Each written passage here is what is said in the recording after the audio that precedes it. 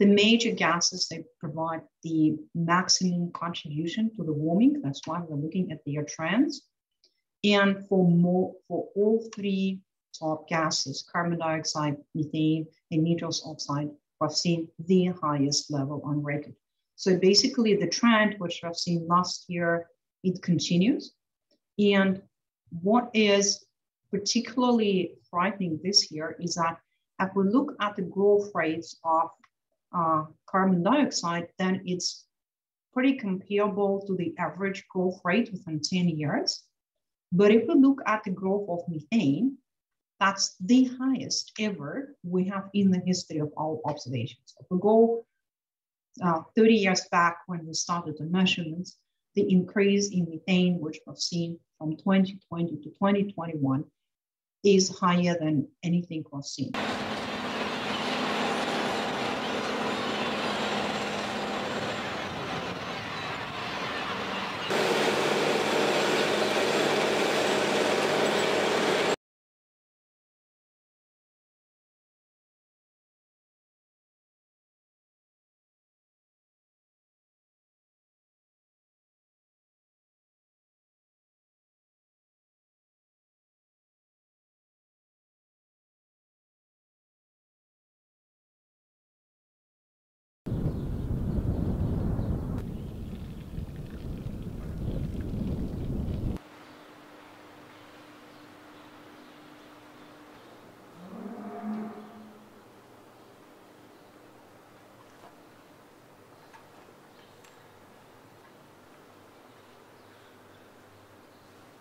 So just to give you the perspective, like in 80s, we were talking about the increase of 10 units. It's the parts per billion of the molecules of methane. Then we were in the plateau, let's say around year 2000, say from 1990 to 2007. From 2007, we started growing, but then it was kind of a slowly like 5, 6.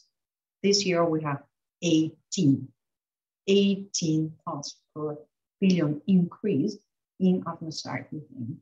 And for nitrous oxide, which is the third most important anthropogenic greenhouse gas, we also have the highest growth rate in record. So they're all hitting the records, and two of them are increasing faster than before.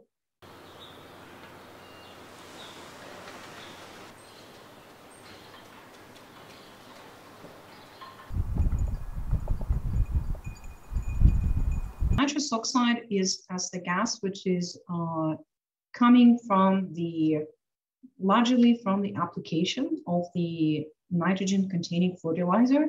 So the substantial amount of this gas is associated with the application of the nitrogen containing fertilizer by the agriculture. And that gas has a consequences. If it goes into the stratosphere, it can destroy ozone layer in the stratosphere.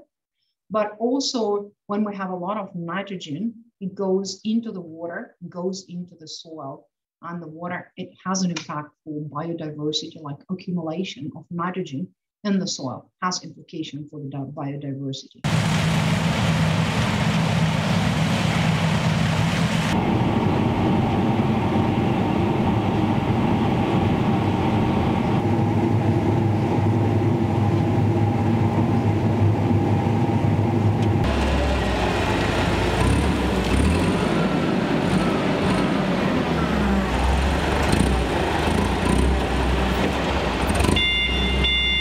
This amount of energy, which is additionally accumulated in the atmosphere for the greenhouse gases, have to go somewhere. So you will have more extreme events, you will have more precipitation or more severe storms.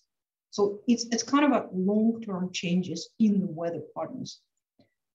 It may or may not impact the big patterns like El Nino, La Nina. It is to be seen because it's very difficult to do the attribution of the large phenomena to the climate change, but definitely when it comes to the extreme events and the amount of the energy which we put in the atmosphere, it's tremendous. And let's say substantial amount, like 90%, goes into the ocean.